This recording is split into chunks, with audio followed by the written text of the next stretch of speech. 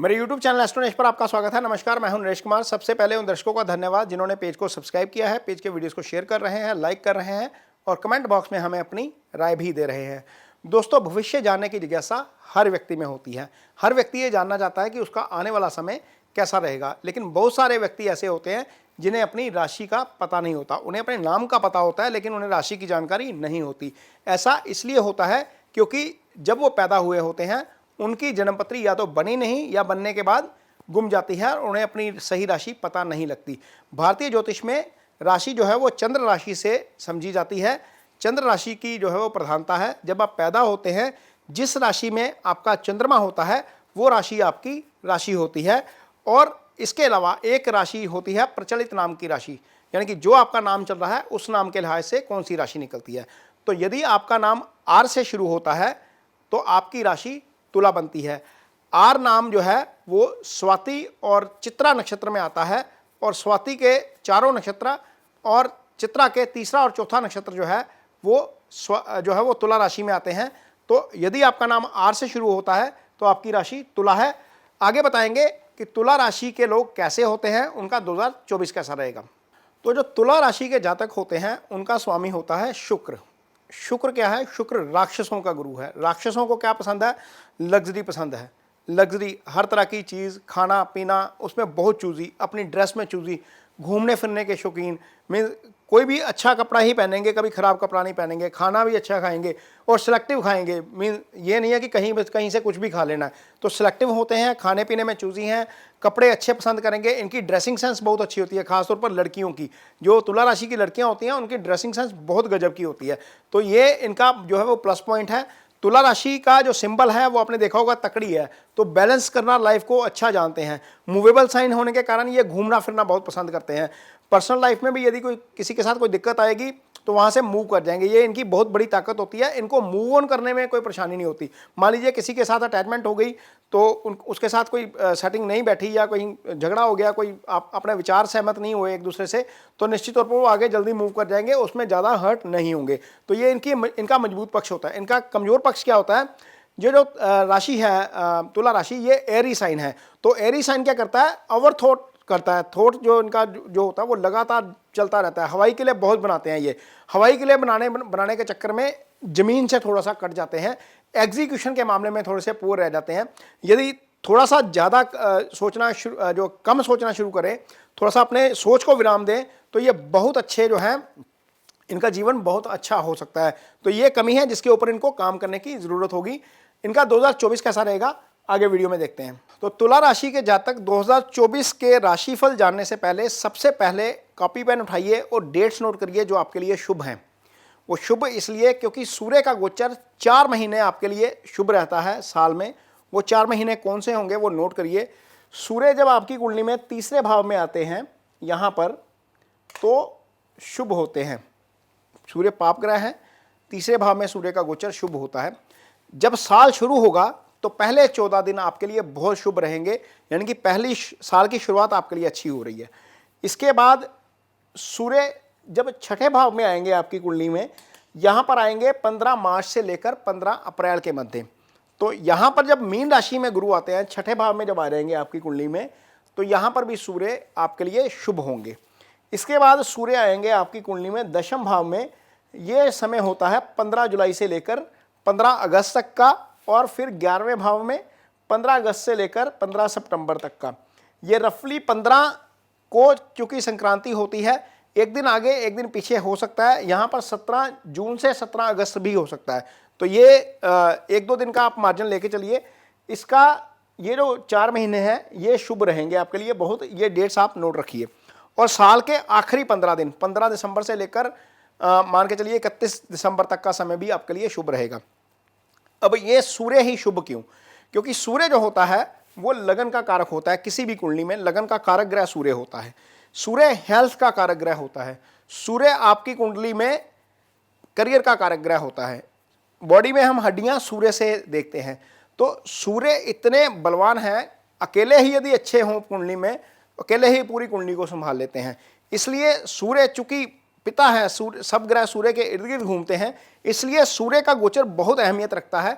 हर संक्रांति जब सूर्य चेंज होता है तो हम देखते हैं कि ऋतु परिवर्तन होता है हर 3 महीने बाद, हर 4 महीने बाद ऋतु परिवर्तन हो जाता है। तो सूर्य की मूवमेंट इसलिए जो है वो काफ़ी अहमियत रखती है।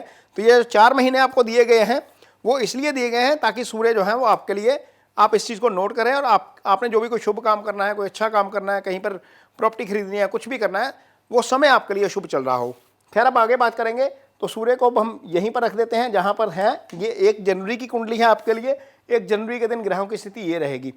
अब यहाँ पर गुरु तुला राशि के लिए सप्तम भाव में गोचर कर रहे हैं। सबसे पहले तो प्रोफेशन की बात करेंगे, आपकी इनकम की बात करेंगे। गुरु अकेले ग्रह हैं कुंडली में जो 4 भावों के कारक होते हैं। गुरु दूसरे भाव के कारक होते हैं, यहाँ से धन स्थान देखा जाता है। गुरु पंचम के कारक होते हैं, यहाँ से इजी गेन देखा जाता है, संतान का भाव है। गुरु भाग्य स्थान के कारक होते हैं, यहाँ से हम भाग्य देखते हैं। गुरु 11वें भाव के कारक होते हैं, यहाँ से हम इनकम देखते हैं। तो वो गुरु आपके लिए शुभ रहेंगे पहले 4 महीने। यहाँ पर चंद्रमा से सप्तम गुरु का गोचर 4 महीने के लिए आपके लिए बहुत शुभ है, क्योंकि गुरु की एक दृष्टि 1 2 3 4 5 यहाँ पर जाएगी। आय भाव को देखेंगे, उसी भाव के वो कारक हैं। तो धन का फ्लो यानी कि पैसे का फ्लो आपके लिए अच्छा रहेगा, आपको कोई दिक्कत ज़्यादा नहीं आएगी। यहाँ पर देखेंगे कि आपकी कुंडली में शनि की दृष्टि भी इस भाव के ऊपर पड़ रही है। तो एक बेनाफिक और एक मेलाफिक प्लैनेट की दृष्टि जब रहेगी तो आपके लिए अच्छा रहेगा। राहु आपके लिए 6ठे भाव में गोचर कर रहे हैं, राहु का गोचर आपके लिए शुभ रहेगा। शनि आपकी कुंडली में पंचम में गोचर कर रहे हैं। पंचम में शनि का गोचर शुभ नहीं होता, लेकिन अशुभ भी नहीं मानेंगे। ये डिपेंड करेगा आपकी कुंडली में आप जो है वो ग्रह शनि की स्थिति क्या है। और इसके अलावा यदि हम आपकी हेल्थ की बात करेंगे तो यहाँ पर 6ठे भाव के स्वामी गुरु होकर सप्तम में बैठे हैं, शुभ गोचर में हैं। तो निश्चित तौर पर आपकी हेल्थ को प्रोटेक्ट करेंगे। लगन को देख भी रहे हैं, राशि को देख भी रहे हैं, तो प्रोटेक्शन आपको गुरु की मिलती है आपकी राशि को। तो पहले 4 महीने तक तो ठीक है, लेकिन 4 महीने बाद यहाँ पर स्थिति गड़बड़ होगी और 30 अप्रैल को गुरु यहाँ पर आ जाएंगे। जब गुरु यहाँ पर आएंगे तो गुरु की एक दृष्टि पड़ेगी आपके दूसरे भाव के ऊपर। ये धन का भाव है, लेकिन चंद्रमा से अष्टम गुरु का जाना अच्छा नहीं होता, कुछ मामलों में अच्छा नहीं होगा। जैसे गुरु इस भाव के स्वामी हैं, इस भाव की हानि कर जाएंगे, इस भाव के स्वामी हैं, इस भाव की हानि कर जाएंगे। जब अष्टम में जाएंगे तो अपने से संबंधित भावों की हानि कर जाएंगे। तो निश्चित तौर पर मई के बाद कुछ हेल्थ इश्यूज रह सकते हैं, मई के बाद कुछ कन्फ्यूजन रह सकती हैं। कोई फैसला लेना है, वहाँ पर आप पूरा कॉन्फिडेंस के साथ नहीं चल पाएंगे, या ये भाव होता है ब्रदर के साथ कुछ अंडरस्टैंडिंग में दिक्कत आ सकती है। लेकिन धन को लेकर दिक्कत फिर भी नहीं आएगी, क्योंकि गुरु पहले यहाँ पर बैठ रहे थे तो आय भाव को देख रहे थे, अब यहाँ पर आए तो धन भाव को देखेंगे। तो निश्चित तौर पर यह स्थिति आपके लिए जो है वो बेटर ही रहेगी, गुरु का गोचर भी बेटर रहेगा।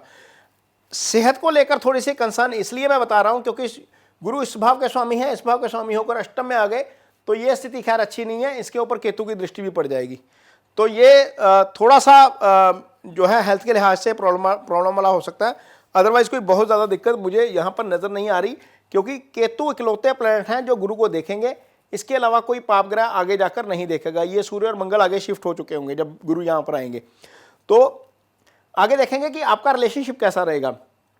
ये सप्तम भाव है, सप्तम भाव के स्वामी आपकी कुंडली में मंगल हैं।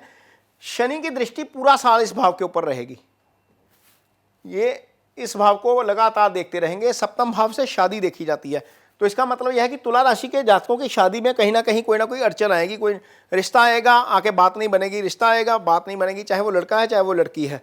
यहाँ पर शनि डिले के कारक हैं और शनि डिले जरूर करवाएंगे। जहाँ तक आपकी अंडरस्टैंडिंग की बात है अपने पार्टनर के साथ, तो गुरु जब तक यहाँ पर रहेंगे तो अंडरस्टैंडिंग को लेकर दिक्कत नहीं है, 4 महीने तो कोई दिक्कत नहीं है।